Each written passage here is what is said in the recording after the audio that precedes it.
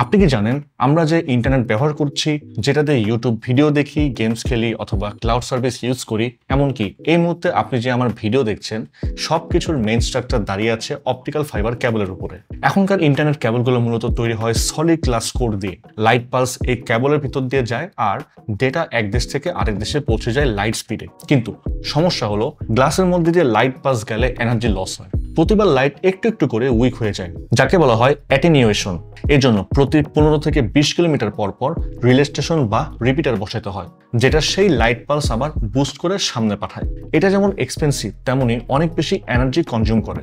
আচ্ছা, এবার ভাবুন তো যদি এমন একটা টেকনোলজি আসতো যেখানে গ্লাসের ভিতর দিয়ে নয় বরং এয়ারের ভিতর দিয়ে লাইট পালস ট্রাভেল করতো, তাহলে লাইট পালস অনেক ফাস্ট হয়ে যেত, অনেক কম এনার্জি লস হতো আর কম রিলে স্টেশন দিয়ে পুরো পৃথিবী জুড়ে আলট্রা ফাস্ট ইন্টারনেট চালানো যেত। কি শুনতে কি সায়েন্স ফিকশন লাগছে, তাই না?